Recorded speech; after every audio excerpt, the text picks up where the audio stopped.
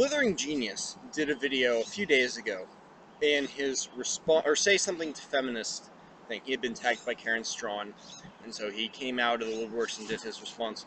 And his basic attack of feminism was specific to feminism. He said it's like all ideologies in that it pits, an in-group versus an out-group, except in this case the in-group is women and the out-group is men. Normally men and women are supposed to be cooperative, so pitting them against each other and tearing them apart instead is obviously going to be detrimental to society.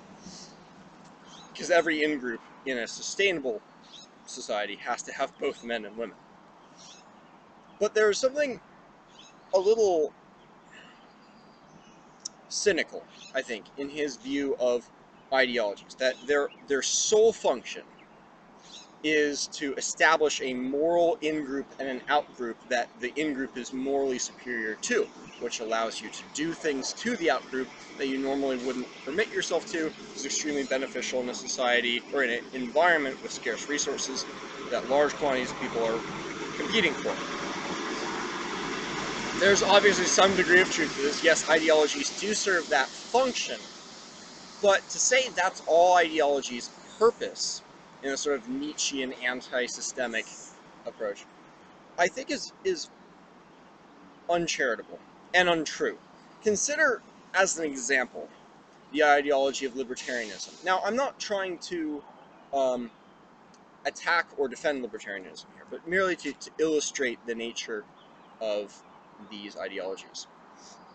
You have people like Ludwig von Mises, who no one has ever read, except for, like, me and 24 other people, who come up with a very philosophically grounded approach to living well for a society. You have the praxeological fair trade is, or free exchange is fair and mutually beneficial by definition, and from that groundwork you lay out libertarian. And of course you have Bastiat and Murray Rothbard and all these other people, Henry Hazlitt, all these other people.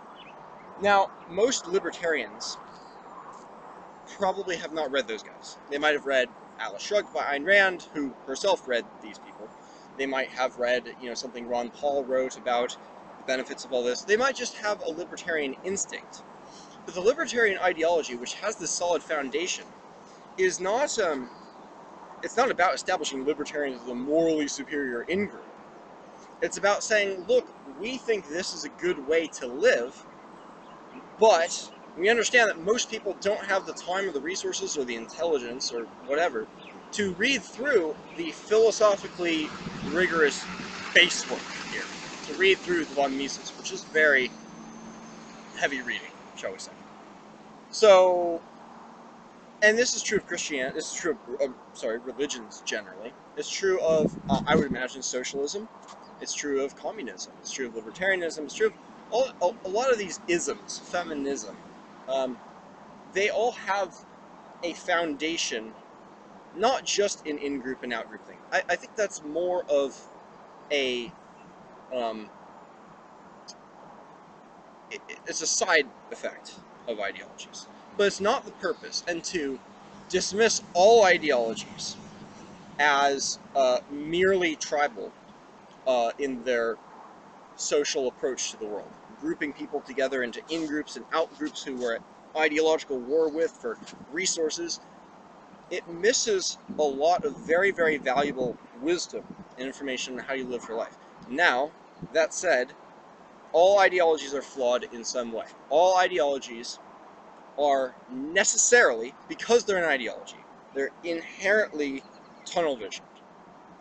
All of them are focused only on one thing. And my favorite books like the Iliad, for example, are beautiful for their holistic approach to life. They really do try to take in everything at the same time. And you see how impossible it is to make sense of everything.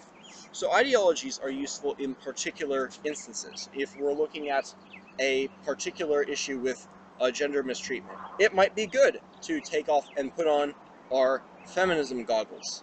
We just have to remember to take them off again once we're done with that particular issue, and then put back our holistic lenses again.